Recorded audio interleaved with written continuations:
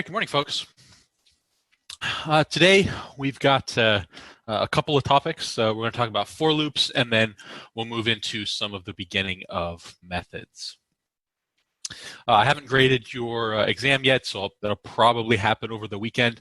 It depends on exactly what I have going on later today and tomorrow, but it's probably a weekend thing. That's usually how I'll run things for exams. Your PA3 is available right now, so that'll be due in a week, just like the rest of the PAs. So we're back on those until sort of around the second exam time.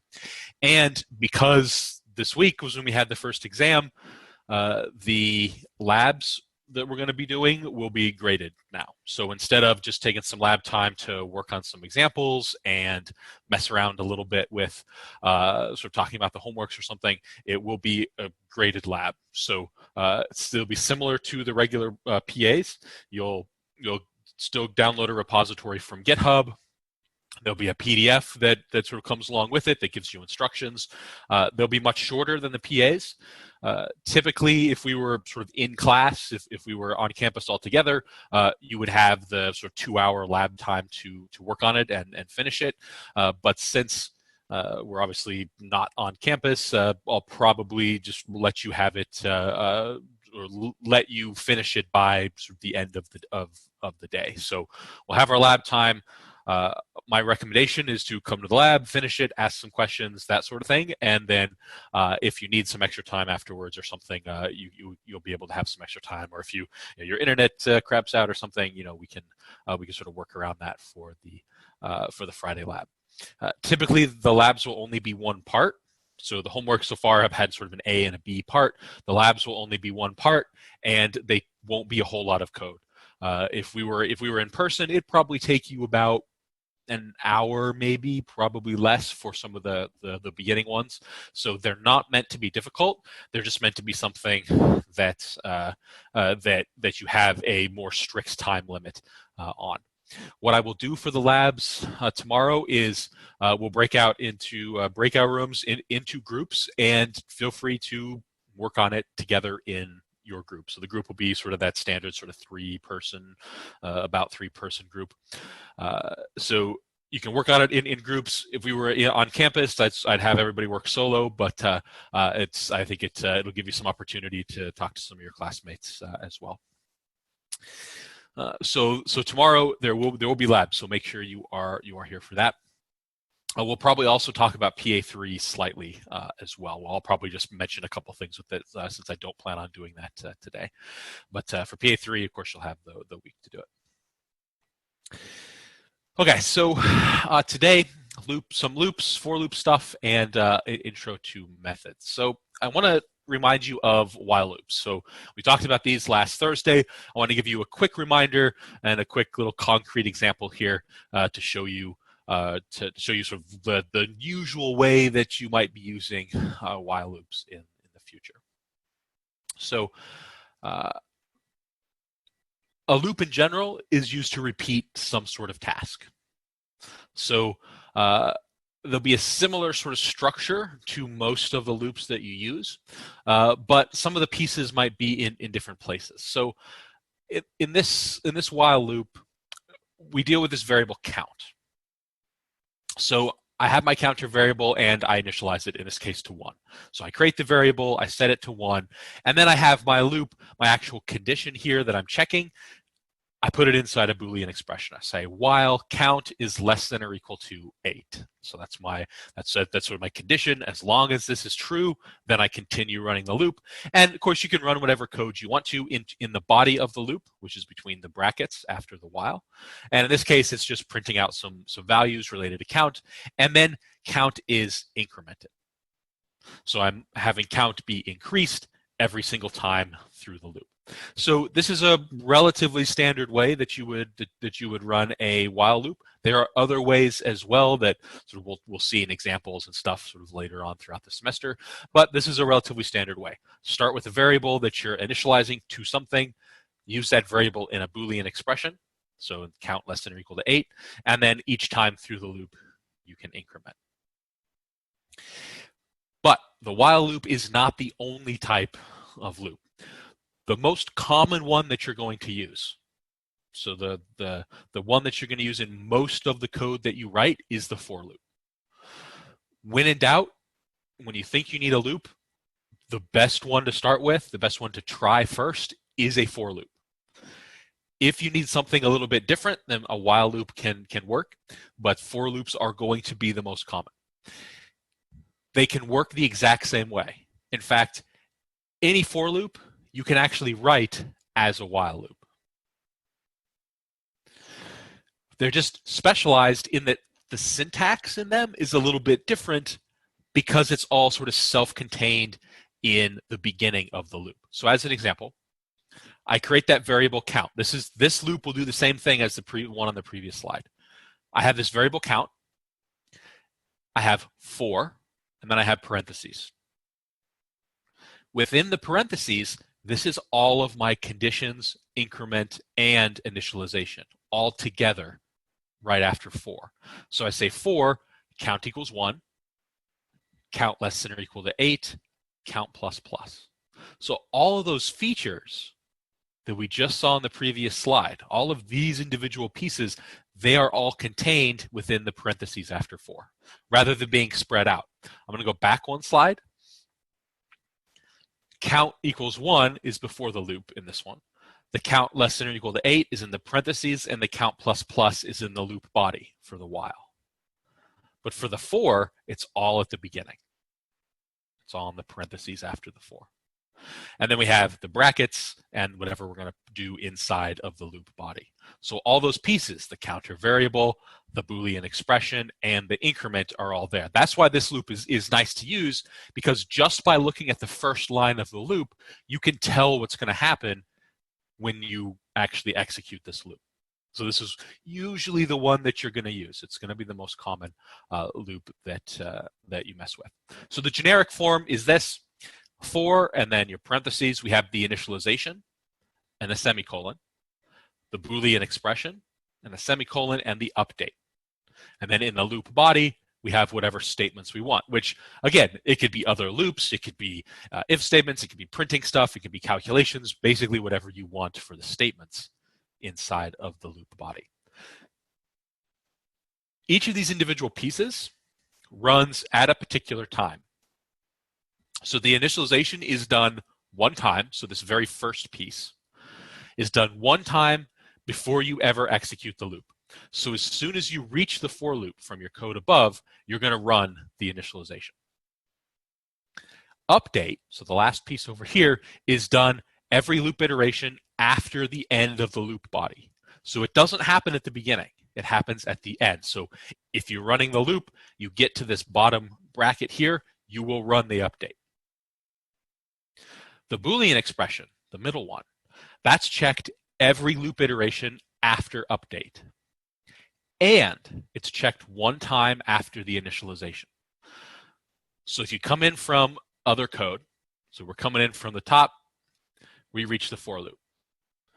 We run the initialization, and then we check the Boolean expression. If this is true, then we run the loop.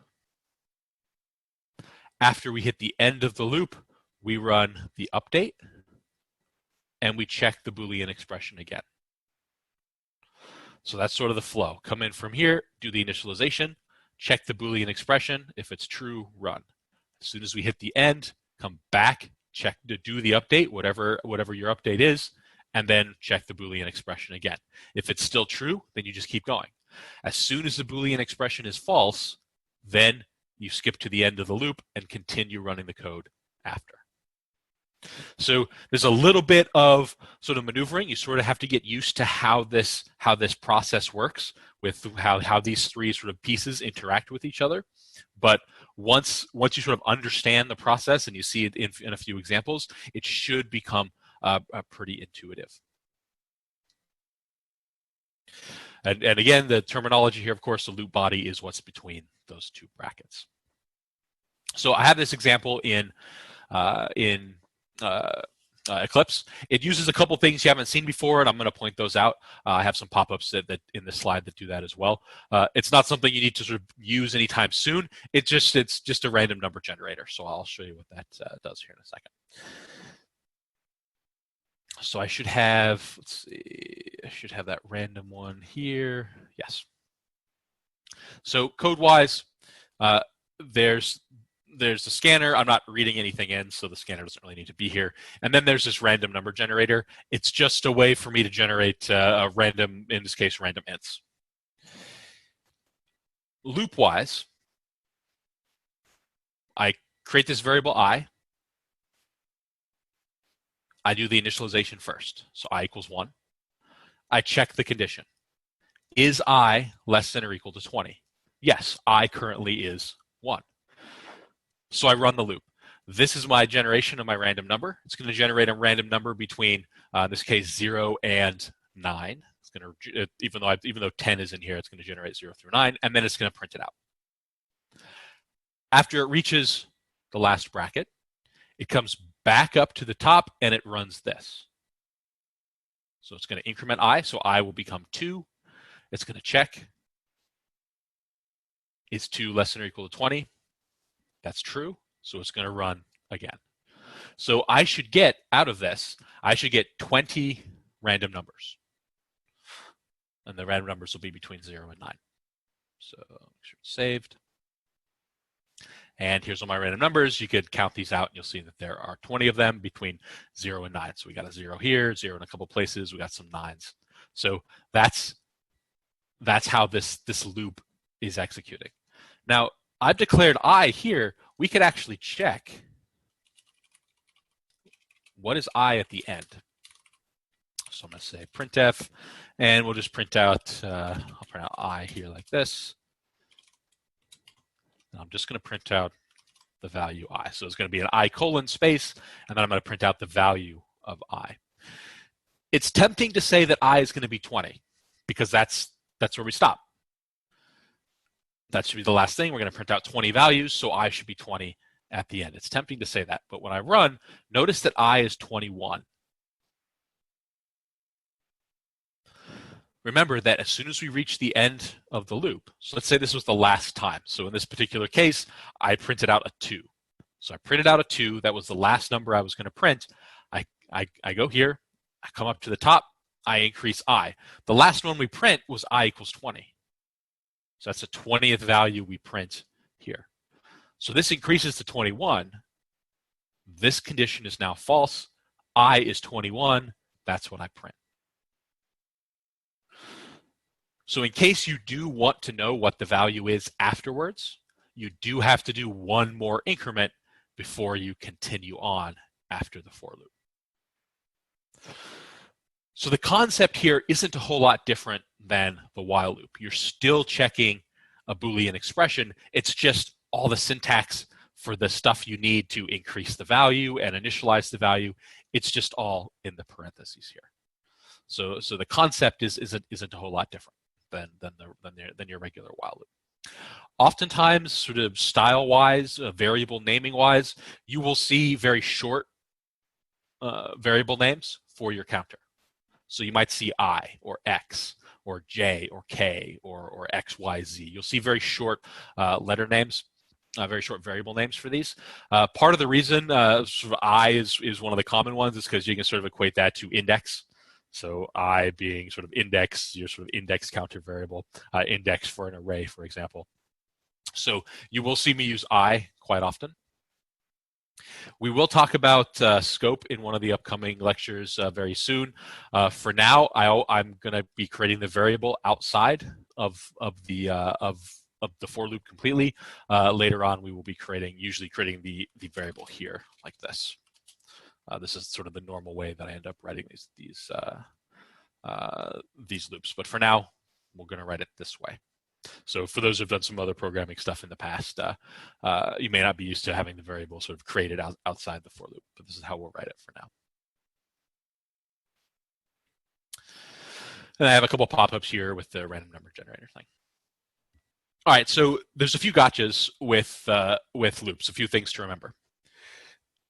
there's a semicolon between the initialization and the Boolean and the Boolean and the update. There's no semicolon after the update, and there's no semicolon after the parentheses. I'm going to go back to that example, and I'm going to show you what happens if you put a semicolon after the parentheses. If you're doing an increment, make sure you use I++ or something with an equals. So make sure you use one of these increment or decrement operators, so plus plus or minus minus, or something that has an equals, so I equals I plus 1. If you just put I plus 1 in the update, it doesn't do anything. There is no assignment happening. The calculation occurs, but it's not assigned anywhere, so nothing gets updated. So make sure that you have something that that's related to setting a value, to having an equals. So again, either something like an increment or decrement, or something that has an equals associated with it. So let me show you real quick back here in the code. If I put a semicolon here, I have some automatic formatting stuff turned on for Eclipse, but if you don't, your code might just look like this if you put a semicolon in there. When I do the save, it automatically formats it, so it adds a couple line stuff. But this will still run. But it might be weird what result it ends up getting.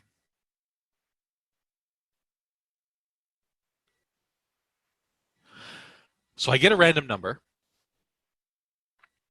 I is still 21, like we saw before, but it only prints out one random number.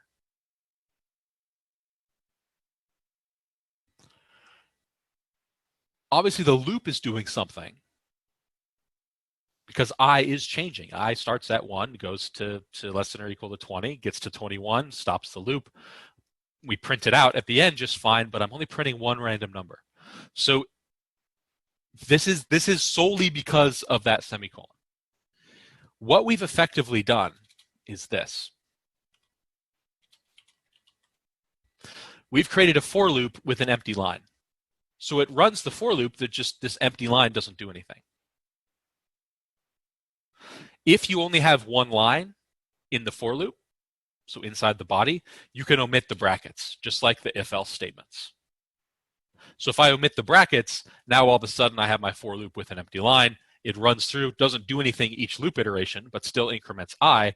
And then after that, the brackets here, they don't do anything special. They're just containing this code, which is only run one time. So be very careful with where you put these semicolons. If you have a semicolon after the for loop, the loop is not going to run the body of the code that you expect it to. So there's only two semicolons between the initialization and the Boolean expression, and the Boolean expression and the update. So that's one that that I do see folks have a little bit of trouble with in some of the homeworks. All right, so I'm going to show you sort of the process that I would go through to create sort of a simple little sort of print thing in an example code. You'll see that I sort of outline stuff to start with, and then I'll go and fill it in. So we're going to write a very simple program. It prints the numbers 100 to 200, including 200, so inclusive of 200, with a for loop, and they will be in increasing order. And I'm going to take advantage of my counter. So the I variable that I was just showing in the previous example. So back here, just an empty file. I don't have a scanner or anything. It's just completely, basically completely empty except for the class and main. So I'm going to create my variable I, and I'm going to outline this for loop. So I'll do something like this, and I'll put my brackets. So I know that I need to print something here, because I want to print every value from 100 to 200. And then in here, in the parentheses, in the for loop, I need to do the initialize first. So I'm going to say I equals, and I'm going to say 100. A semicolon. And then I'm going to say I less than or equal to 200, semicolon. And then I'm going to put I++. This is not the only way to approach this sort of particular exercise. But I'm going to use I to my advantage. I is already being increased by 1 every time because of my update. And if I start I at 100 and I go from I equals 100 to I less than or equal to 200, then all I need to do here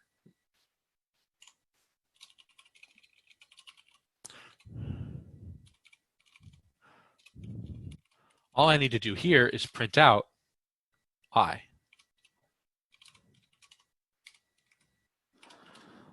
So I can use I as the variable I'm actually printing. Just use the counter itself. I don't need any extra variables to store the value that I actually need to print. Now total, there's only 100 variables here. So the other way that I could write this, so it's a tiny bit more code, but the other way that I could write this is I could go from 0 to 100. And I could just have some other variable. So I could be like, all right, let's have count, let's have some variable count. Let's start that at 100. And then each time through the loop, I could increase that variable. And instead of printing I could print that. It is extra code, but it will do the same thing. But now I'm going from, I is going from 0 to 100, but I'm never using it. I just have this count variable. So either way works. The more compact way is to do the 100 to 200 with I, and then just print I.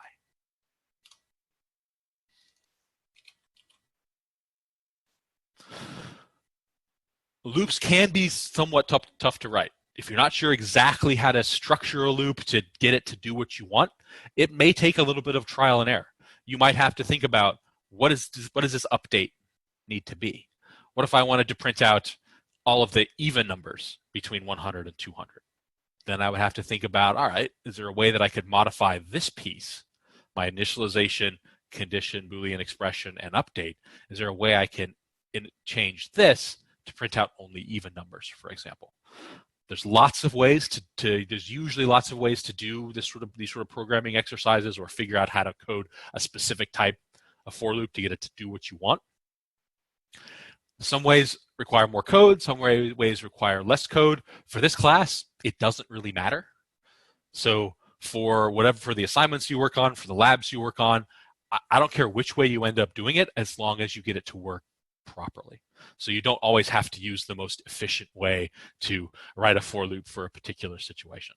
I just want you to think about how to do it in hopefully a way that works.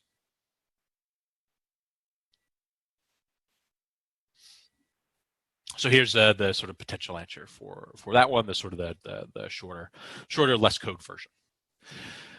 All right, so both loops, like I said, basically work the same way. The main difference is that initialization and update process. So in the for loop, they're defined as part of the standard syntax, which is why you'll most of the time be using that one. If you want to know which one is better, it depends on the situation. A lot of times, the for loop is best when you know exactly how many iterations you need to do. So for the previous example, I needed to do 100 iterations. I wanted to print out 100 numbers. If there's ever a situation where you don't know how many iterations you need to do, say you don't know ahead of time, you don't know when you're writing your code, you're like, I don't know how many times this needs to run. For example, with user input. If you tell a user to enter a number between 1 and 10 and they don't, then you might need to ask them again. So you have no way of knowing how many times they're going to enter a value incorrectly. So in that case, a while loop or a do while loop is going to be better for that situation. So that's something to keep in mind. That's sort of one of the ways to know maybe which one to use, sort of one over the other. If you know how many iterations, a for loop is probably best. If you don't know how many iterations you need to do of a loop, then the while loop or the do while loop is probably the best one. All right, so the update can be more complicated than a simple increment. Most of the time, you will just have like I++ or I-, one of the increment or decrement. But it can be more complicated. It can be any assignment statement. So we're going to look at an example here in just a second where it uses something a little bit more complicated. Usually you're going to update that loop variable the one that you initialize.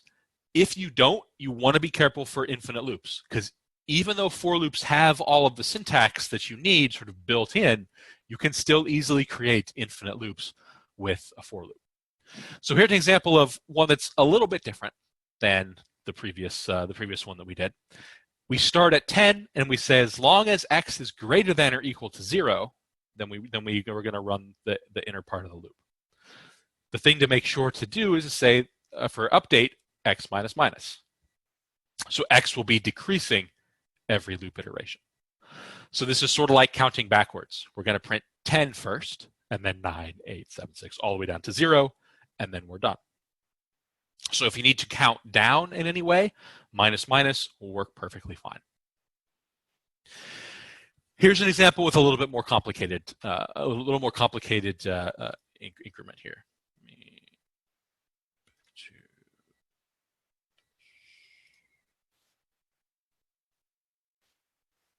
Here we go. So I'm going to get my spotlight back here. Okay, so we have a couple of values, a val and a total.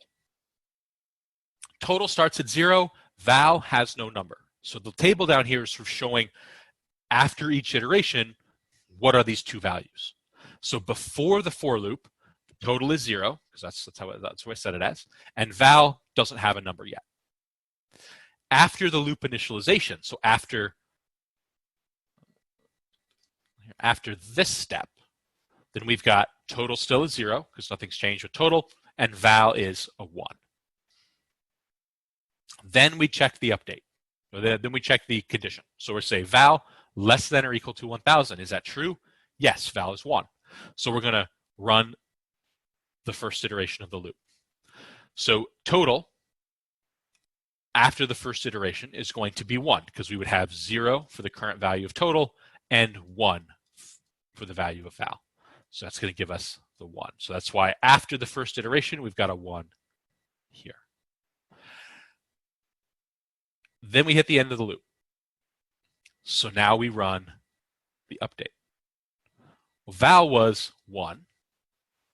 So 1 times 10 gives us 10. So now val is 10. So that's why we get 10 down here.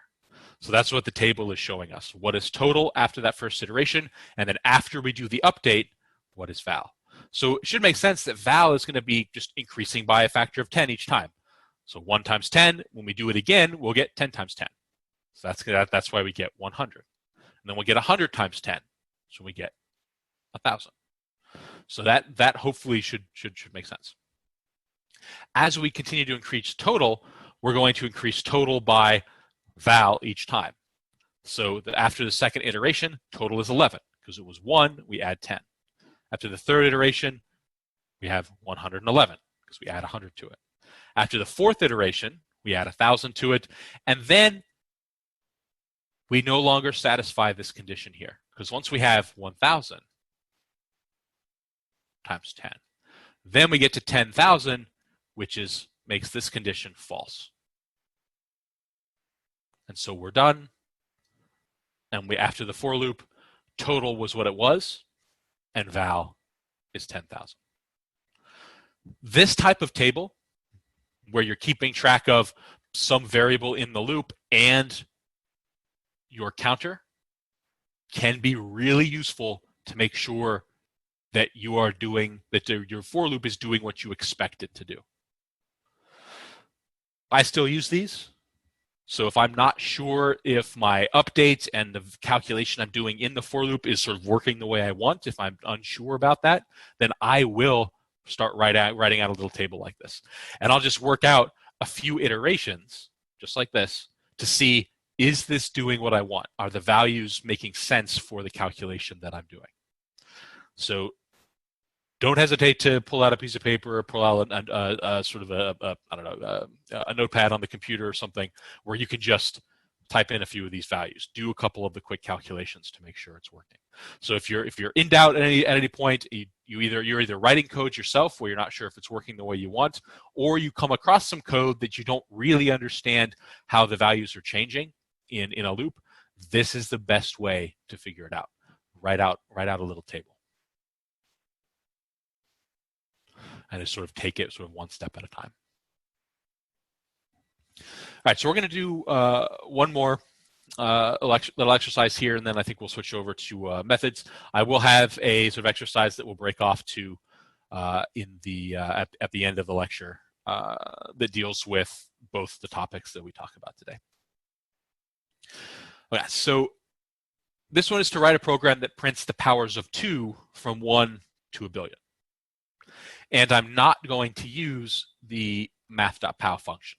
So I'm not going to use any of the built-in math stuff that we have. So the best thing to do in that case is to think about what do these powers of 2 look like for the first few iterations. So by powers of 2, I mean this. I mean 2 to the 0, 2 to the 1, 2 to the 2, 2 to the 3, and so on. So 2 to the 0 is just 1. 2 to the 2, or 2 to the 1 is 2, 2 to the 2, 2 to the 3, and so on. So that's the sort of thing that I'm looking for here. By writing it out like this, with these sort of powers of 2 thing, one thing that I notice is that these values here are basically my counter. That power value is going up by 1 every single time. So that is one way to potentially look at this, especially if I was using the math.pow function. Because then I could just use math.pow 2, I, for example.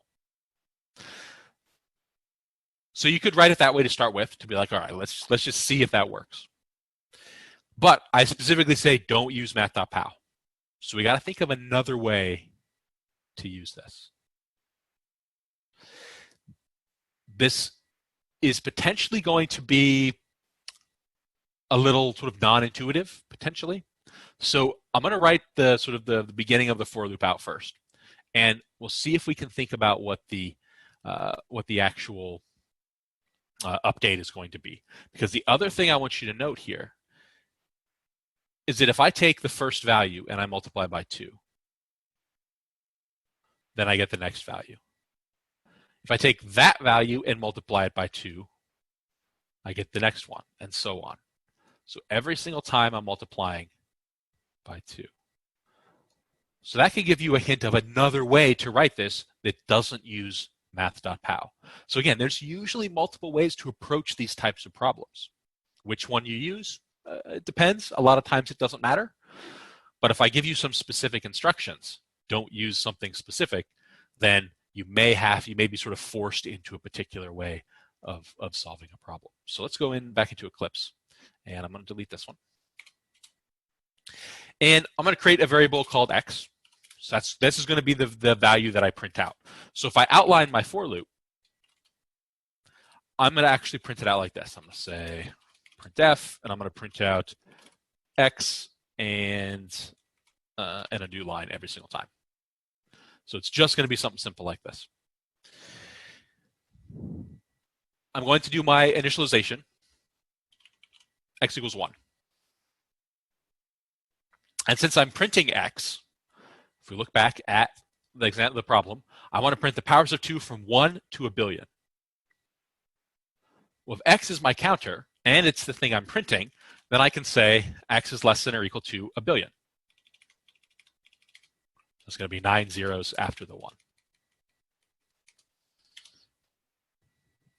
Now I need to think about the update. It's going to be related to x, of course. So it's going to be x equals something. Think about the thing I mentioned about multiply by 2 each time.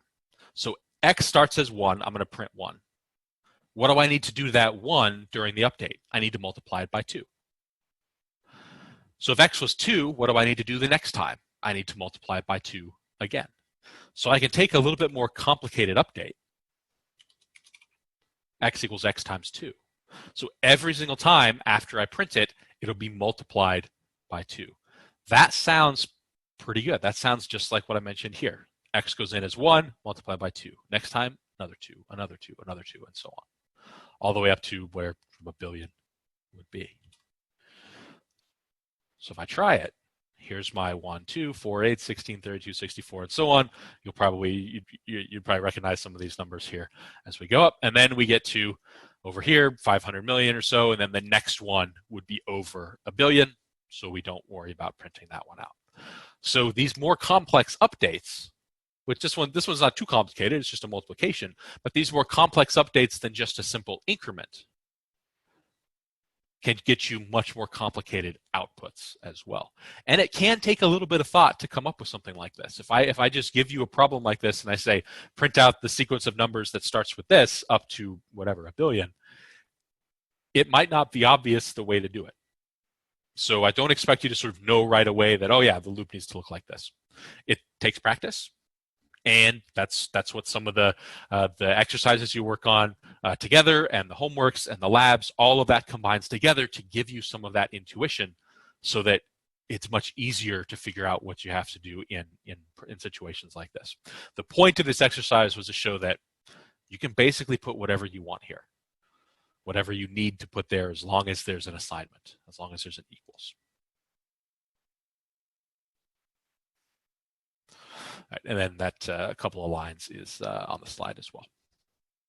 All right, so as far as for loops go, they're very similar to while loops. So hopefully you can sort of translate some of that over. If you're used to while loops or you're used to for loops, hopefully you can sort of map them sort of one-to-one to each other. So when you need to do a task a certain number of times, then a loop is what you want to do. For loops are a situation where you know the number of iterations you need to do ahead of time, or have some condition that will be able to stop you very easily, like printing the number up to a billion. The count and the iteration variable is initialized, checked, and updated as part of the for loop syntax, whereas with the while loop, you supply that yourselves. And then always check to make sure you have semicolons in the correct places and no extra semicolons floating around, like after the parentheses. As we do examples in class where we need loops, you will most likely see me use for loops. So that is something to get used to. Even if you sort of like the look of while loops, again, most of the loops that you're going to see in the code that you write and potentially code that you look at will be for loops for sure. All right, so I want to give a quick overview of methods. We will talk more about methods on Tuesday, but I want to give you a quick overview because I want you to at least get an idea of the terminology that goes with methods and a little bit about writing your own methods. So most of the time, you're going to have a program that is just broken up into a set of tasks. PA3 is an assignment that has a little sort of horoscope thing as part of it. If you want to write a method for PA3, you can certainly do that. You don't have to. It's not a requirement of that part of the assignment, but I assign it now so that if you want to mess around with methods, this is a perfect assignment or a perfect part of the assignment to do that with. So as an example, you need to get the input from the user. So like a day and a month. So in PA3, you'll see that what the output needs to look like for that.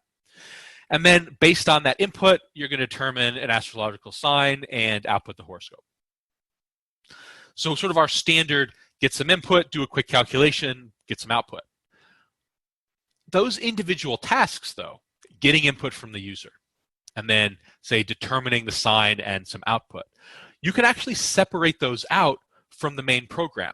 Remember, the main program in Java is the one that starts with this, public static void main. And we've been putting all of our code in this public static void main. If we take a piece out of our code, a part of our code that does a little bit of work, like getting the input or like doing some output, we can take that out and separate it into a method. And that's one of the things that we're going to see over the next few slides. Essentially, we're kind of making a little mini program that completes a very specific task within our main program. Sometimes you might hear methods also called functions. Typically, I'll use methods and functions interchangeably. So if you hear me talking about a function, I mean a method. Most of the time, as well, you might hear. I typically don't use the terminology, but you might see some other folks use terminology of a subroutine. So sort of more akin to like a sub-program. In some languages, subroutines are actually different. So in a language like Fortran, subroutines and methods are actually different. So that's typically why I don't use them interchangeably. But if you hear me say function, I'm meaning a method. So that is, I typically use those interchangeably. So it's kind of like writing a little mini program. So we're going to see how we can do that ourselves and how you've already been using methods. From the first day of class, the first day that we wrote a little bit of code, you've been using methods. So I'm going to show you. Show you why that was. Java has a whole bunch of predefined methods for common tasks. So you've been using them. For example, math.squirt. So the square root. It's a method. It gives us back a value. So whatever it calculated. So math.square root of some input value gives us back a root. The method call is some of the terminology. You call a method. The method call is this math.squirt. And an argument, what I'm sending into the method, goes in the parentheses. So what you might notice here is that almost every line in this snippet is a method call. So we saw the math.square root. So we get our returned value. We're calling the method. Arguments go in the parentheses. What about this line? It doesn't have an equals or anything, but notice it has printf and parentheses and an argument. Same thing with this one. We've got a value that we're setting equal to, and we've got next double and parentheses. Nothing in the parentheses, but this is also a method. Same thing with our printf down here at the bottom. So all four of these lines, these last four lines here, they are all method calls. So you've been using method calls ever since the first hello world. So let's think for a second what these mini programs do. Printf has a whole bunch of stuff behind the scenes so that it prints out to your screen. You don't have to know what any of that does. That's not important for you to use it. But it is running a whole bunch of extra code behind the scenes. Same thing with next double. It's getting input from the keyboard. So it's a method that gets that input. So that's what I mean by a little mini program. A method does usually one thing, and then it gives you back a value. So for next double, it gives us back the number that was typed in. For printf, it gives us back whatever we put in here as a string. And by gives us back, I mean print it to the console. Square root does a calculation, gives us back the root. So it's a little sort of mini program style of thing. And we've been using them throughout the entire semester so far. So the generic form, whenever you sort of see a method, the generic form is typically something like this. A method can have any number of parameters. So any number of values that you put in those parentheses. The person who writes the method defines how many of those parameters there are. And we'll talk a little bit about some of this terminology. They have to have a type. So they have to be, one of these parameters would have to be an int or a double or a string. So you have to sort of give them, tell the user, the person who's going to use that method, what that user needs to send in. It can either have 0 or 1 return value. So in a previous snippet here, math.square root has 1 return value. It returns something. Next double has 1 return value. Printf has no return value.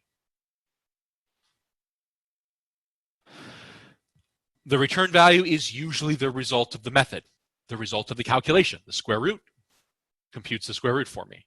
Next double gets input from the keyboard so that I can have access to it. The return value does need to have a type. So it needs to be of a specific type. So it needs to be a double or an int or a string. These are things that we'll get back to in a few slides. And I'm going to show you a few different ways that we can use methods as well. So here's a few Java methods. These are how square root and pow and abs and stuff, this is how they are defined. So math.squareroot takes a double as an input and returns a double as an output. So when you use it, you don't have to put the type here, double and double. You have to make sure that you send in a double and you get back a double.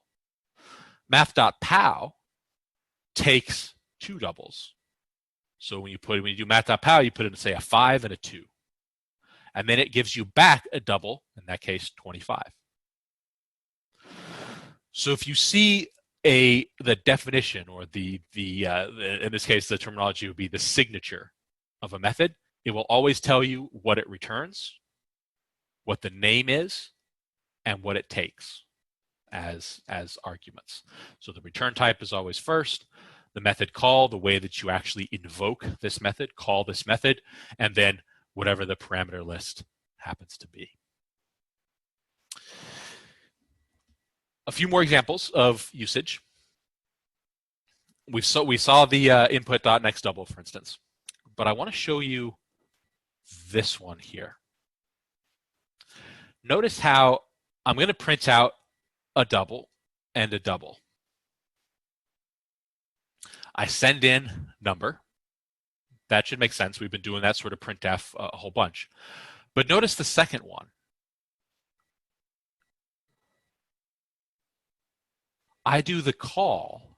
So this is the call. I do the call right in the printf. This will work fine. Math.squareroot returns a double, and I am printing a double. So this will work. It actually runs this calculation before it prints out the number. So if you have sort of a calculation that you need to do using a math library call or some other method call, as long as the type is correct, so in this case it needs a double, math.squareroot returns a double, then you can put it inside of other method calls. So method calls can go inside of other method calls. So as we do more sort of example programming, we will take a look at that as well. And then a few other calculations here using math.pow, math.log, and printing those out as well. So saving them, in this case, into cube and log2, and then using those values. So hopefully the sort of the usage of nextDouble and the usage of some of these math library functions is sort of understandable. It's just sort of stuff that we've sort of already been doing. But the key point here is that they are methods. And we can include those methods in other calls as well, because it's just a double.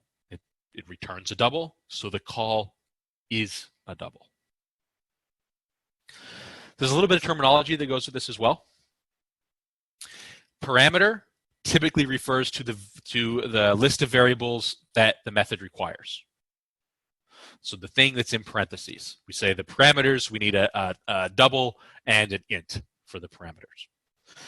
They're just placeholders. This is something that it can take a little bit to sort of fully understand.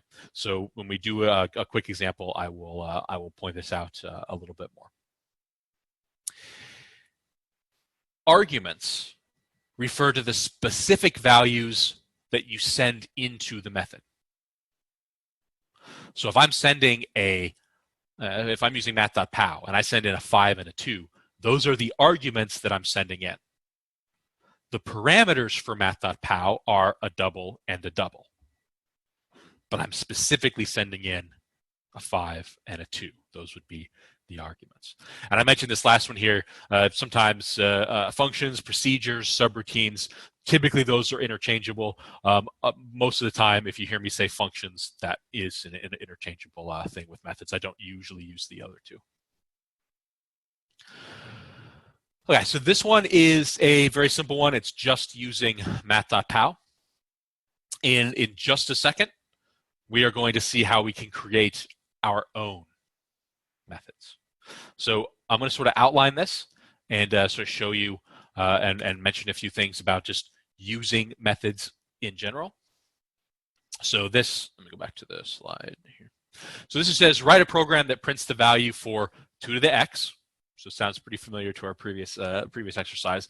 But this time, we're going to use math.pow, and we're going to use a while loop. So ideally, sort of a for loop would probably work best for this. But I specifically say use a while loop, so we will use a while loop for it. So this time, I'm going to use math.pow. And back to the code. So I'm going to create a double. I'm going to say x equals 1. So that's going to be my value of x. And then I'm going to create another double, and that's going to be I'm just going to call it pow2 for power of 2. This will be the thing that I actually print out. Now I said use a while loop, so that's what I'm going to do. So I'm going to say while x is going to be my counter. In principle, I could use an int here as well, but for a while loop, it's not going to be a problem. So I'm going to say while x is less than or equal to 32. So I have my initialization, my condition. I will need my increment here in just a second, my update in just a second. And I'm going to do a math calculation. So math.pow. I'm going to say 2 to the x. So that's my power of 2 for that particular x. And then I'm going to print it out. So I'm going to say, let's see, I'm going to say 2. I'm going to use a caret. The caret is just a verbatim caret. There's nothing special about using it. And I'm going to say %f, actually say 0.2f. So we only show a couple of decimal places. So 2 to the value is going to equal, and we'll do a percent, 0.2f, and a new line. So in the args here, I'm going to do x and pow2. So I'm just printing it out in a useful format, and then we'll increase x. So if I run, I probably don't need the decimal places, but this is 2 to the 1 is 2. 2 to the 2 is 4, and so on. So it's basically the same thing we did before, just this time using a while loop and being able to use pow as part of it. Now, I want to reduce the amount of code we have here. I'm going to get rid of pow2 completely. So I'm going to delete it from here. I'm going to delete it from my list here. And I'm going to get rid of it here. I don't actually need the pow2 at all. I can grab the calculation I'm doing and put it directly in the print statement like this. And if I run it, I get the exact same thing. Because pow2 was just a placeholder for the result. Well, this computes the result and then prints it out. So I don't need that pow2 variable at all. If it makes more sense to you to not do something like this, to not have a method call within another method call, so the math.pow within a printf, you don't have to do it. It's a way to make the code a little more compact, but it's never necessary. It's never something that I'll take points off for. If you need to create more variables to store sort of intermediate values or things that you're going to print out, definitely do it. If it makes more sense to you to do it that way, then that is the best way to do it for you. But it is possible to do stuff like this. And the result of that is here using the sort of pow2 variable. All right, so the big thing here with methods is that Java lets you write your own. And as you get sort of further and further along in programming, you will be writing your own methods a whole bunch.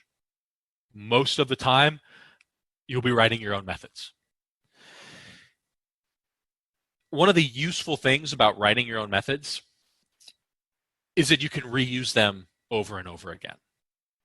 It reduces the amount of code you have to write overall if you can just take bits of your code and pull it out into a method that you can run multiple times. It sort of goes along with the situation of if you find yourself copying and pasting code, there's usually a better way to do it. Loops fall into that because then you can copy your code less because you have one loop going through and doing the calculations multiple times. But the same thing goes for methods. If I can take a piece of my code and put it into a method and then just call that method multiple times whenever I need it, then I've reduced the amount of code I have to write, which is always good. The less code you write, the less chance there is for a mistake.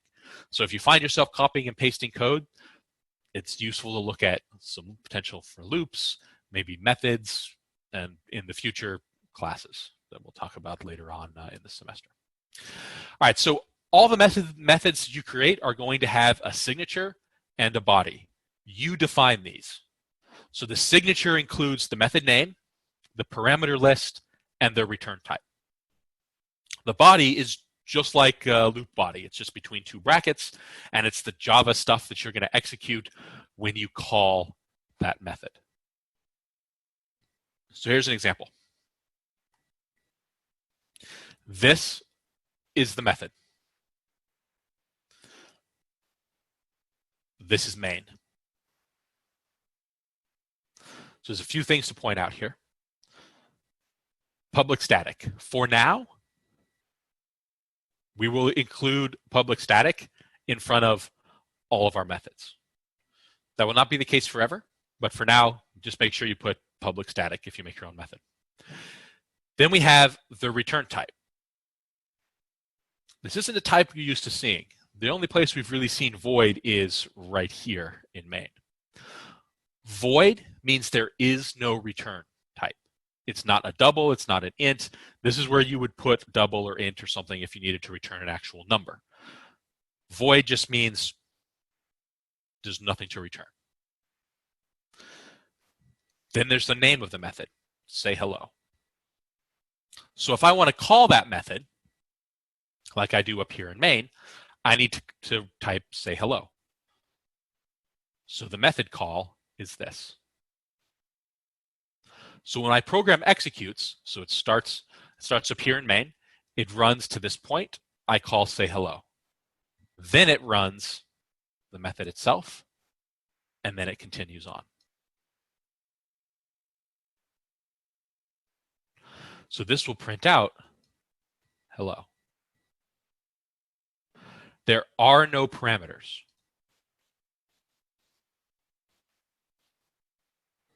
So I don't have to put anything in the parentheses when I call the method. If there's no parameters in the signature, I can just do this when I call the method. So I have a bunch of pop-ups on the slide. So things like, for now, always putting a public static. Void means no return value. Empty parentheses means no parameters. The statements that I want to execute are between the brackets. And the method call here in main. So this is the basic, the sort of the simplest method that we can write. No return value, no parameters, one line in the actual body of the method. When a program executes a method, so when you do a method call, it stops where it is in main. It goes to the lines of code in the method, executes those like you normally would, and then when you leave the method, it goes back to main and resumes executing.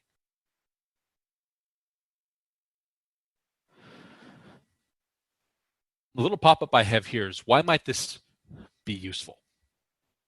So I mentioned it sort of briefly earlier. If you have a bit of code that you need to run multiple times, if you throw it into a method, then all you have to do is run the method call. You don't have to copy and paste the code over and over again. And this can even go inside of a loop. I could have a loop and then a method call within that loop. Because think about like math.square root or math.abs. if you had to write your own absolute value code every single time you needed to do an absolute value, you'd be doing a lot of copying and pasting, or every time you need to do a square root or a power or whatever it might be. There potentially could be a lot of copying and pasting. So by separating some of your code out into a method, then all you have to do is call that method.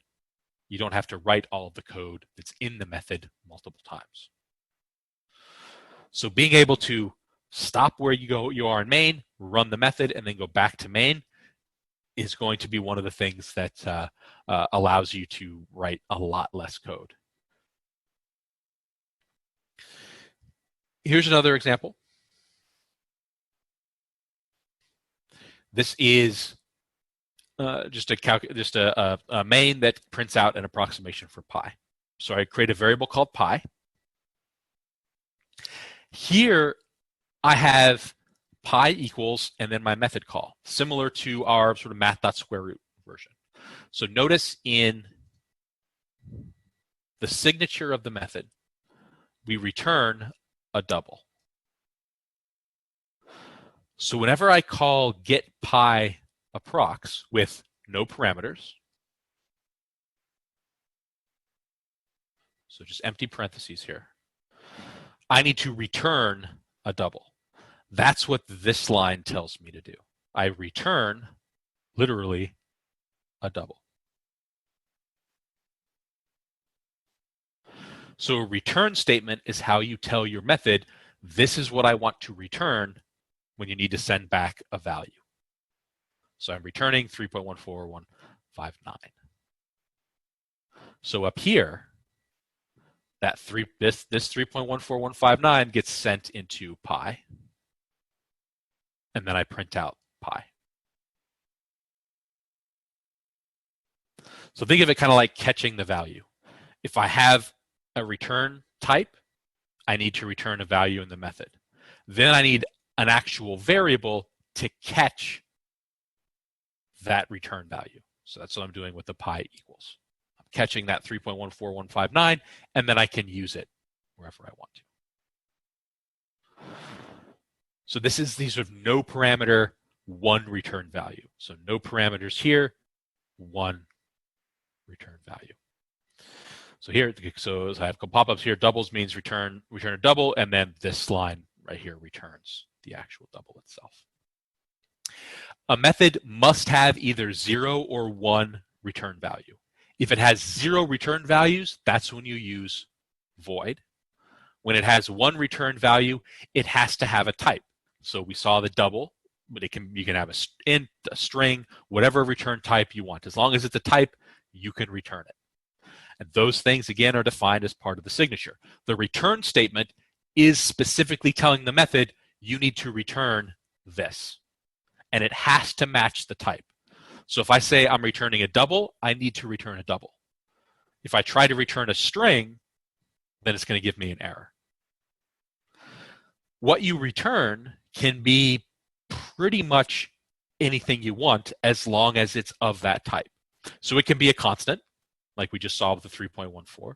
It can be a variable. It can be an expression, so a calculation. It can be another method. Essentially anything that can be valued as that type. So I'm going to code this one up. This one deals with strings. So I'm going to code this one up for you guys here real quick. So I can sort of point out a few of the individual pieces here. So I'm going to delete this. And I think I'll start with the method itself. So notice where I'm putting the method. It's still within this public class, still within the brackets here, but it's outside of the brackets of main. So main is what I have highlighted here. This is outside of main. I'm going to say public static. This is going to return a string. And I'm going to call it turn that face. So again, it's within the class, but not within main. Now, this gives me an error.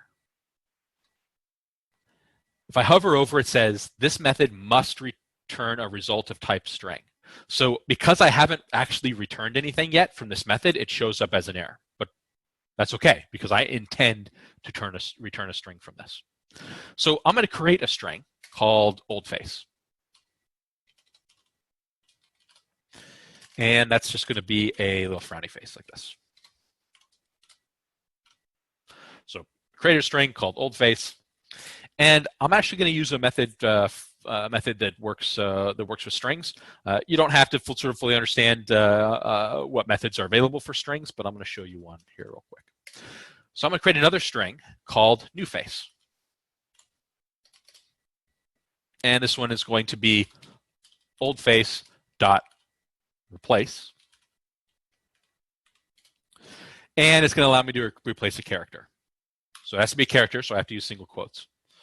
And I'm going to replace the sort of frowny part of the face with the smiley part, with a smiley part of the face. So all I'm doing is taking this string and replacing the parenthesis that's inside of it. Strings have a lot of methods associated with them to do sort of useful things, and sort of as we need them, and if you need them for a homework or something, it's something that I will mention. Now I need to return something, so I'm going to return newFace.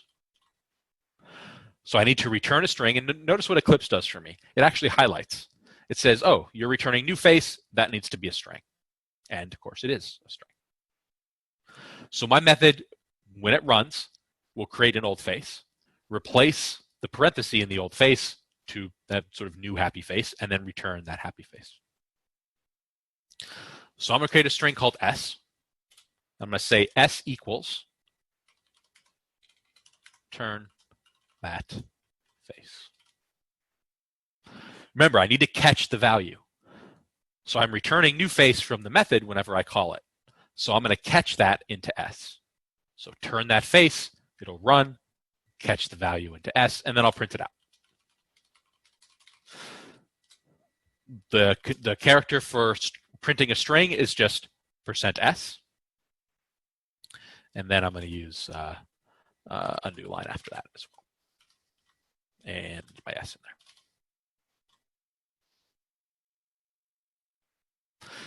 There are other ways to print out just a string. I didn't have to put all this extra stuff in here, but I wanted to sort of be consistent with how we've done it in the past. So this gives me a smiley face. So when I print s, it gives me a smiley face. Because remember, the program executes, it starts at the top and works its way down. But as soon as I run turn that face, that's when it goes down here and runs this, and then comes back up and stores the return value, in this case, into s. So whenever you have a return value, you need to catch it in the appropriate variable. So if I do, let's say this, if I just call turn that face like this, now I get an error here saying, I don't know what s is, because it hasn't been set to anything yet.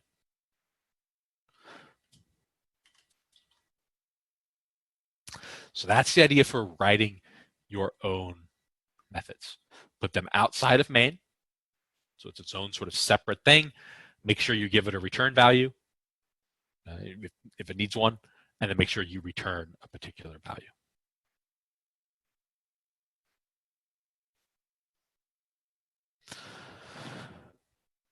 There is other ways to write this one. For example, I can just return oldface.replace and then this. I don't need to have a separate variable in here. If I do this here, notice I had newFace, and that's what I set, and then I return newFace. I can completely get rid of that newFace. I could just return the method call, because this gives me a string, and I can return that string. So oftentimes, to reduce the amount of code you write, you won't use these sort of separate sort of extra variables to store sort of parts of the calculations that you do. You can just return right away. Again, you don't have to do it this way. If it makes more sense for now to create some extra variables and return those variables, that's a perfectly reasonable way to do it. All right, so I'm going to do part of this for you guys, and then we'll sort of wrap up, and I'll see what you guys can do with the sort of extension of this. So we're going to write a method called Leibniz. This is going to approximate pi by using the Leibniz formula. So this is 4 over 1 minus 4 over 3 plus 4 over 5 minus 4 over 7, and so on. So you can imagine this continuing on forever. So we're going to write a quick method that returns the result of the first 4 elements, so these 4 elements, as a double. That's a relatively easy method. It's really only going to be 1 line. But then the extension to this is to be able to do it for any number of terms. So that means a little bit of a change to the method and a loop. So sort of combining some of the 2 of the things we talked about today, the for loop and creating some methods. So if I go back to the code, delete the method I had there, I'm going to clear out main here. And I'm going to make that Leibniz method. So public static double. I'm going to call it Leibniz. It's not going to have any parameters. And all I'm going to do is actually just return, and to make sure I return a double, I'm going to return our calculations. Now, this is the calculation from the slide. 4 over 1 minus 4 over 3 plus 4 over 5 minus 4 over 7. Those are the 4 terms that I want to return. This isn't quite going to work the way I want it to, but we'll see that in just a second. I'm going to create a value up here, double pi, and I'm going to say pi equals, and I'm going to do the method call. I'm going to catch the double that comes back from Leibniz in pi. And then I'm going to print it out.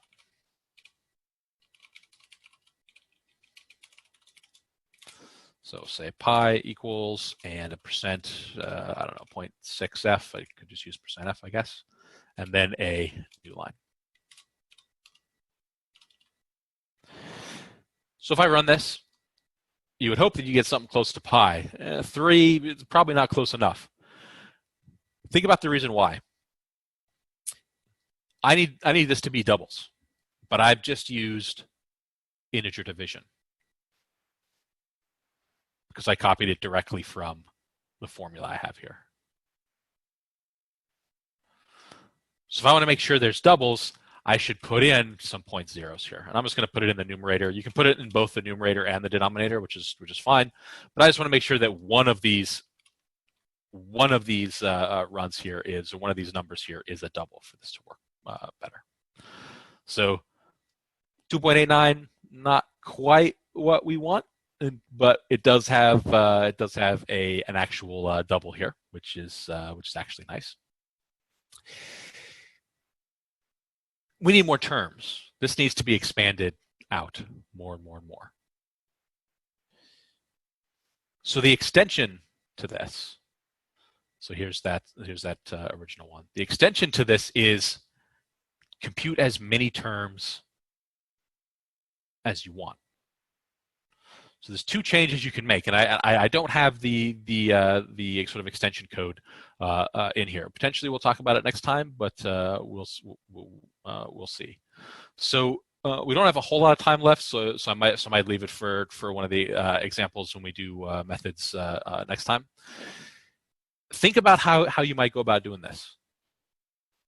It's hard coded this way for 4 terms. How would you get any number of terms you want? Well, to start with, think of something like this. Say, okay, I want terms. So maybe I want 10 terms total. How would you go about changing this method to give you 10 terms? And not just hard coding them in, but using a loop. So think about it like this. What's the difference between these 2 here, between the 1 and the 3? That's the thing that's changing in this, other than the minuses and the pluses. The 1 and the 3, there's a value of 2 between that. There's a value of 2 between this. There's a value of 2 between this. So it's the same every time. It'd be like going up by 2, 1 to 3 to 5 to 7. So think about that in terms of the counter for our loop. I equals I plus 2. Every time it goes up by 2. That could be a way to approach the loop. The 4 stays the same. The sign also changes. So this sign here for the first one here is a plus. So the first term, there's a plus. The second term, minus. Third term, plus. Fourth term, minus. So the even terms are negative. The odd terms are positive. Is there a way that you could get it to do that? Maybe think about this. In this case, when n is even, you get a positive. When n is odd, you get a negative. So there's some interesting ways to go about this. So I want you to think about this before next time, and I'll probably break us out into the groups then on Tuesday, so the folks can mess around with this. But I want you to think about this, because this utilizes sort of everything that we've been talking about over the past few lectures. A little bit with methods, a little bit with a maybe more complicated loop, and I can definitely give some hints. So since we only have a few minutes left, we will save that for next time. So more on methods next time. PA3 is available. Make sure that you start working on that. And the first graded lab is tomorrow. So make sure you are here for that. I'll talk about PA3 some tomorrow, and then I'll talk about the lab, and then essentially you guys will be breaking out into groups to work on the lab and get it done. All the submission stuff is exactly the same, so there's not a whole lot of difference between the PAs and the labs. The labs are just a much shorter time frame. So that is it. So I will see you guys tomorrow. Thank you, Professor.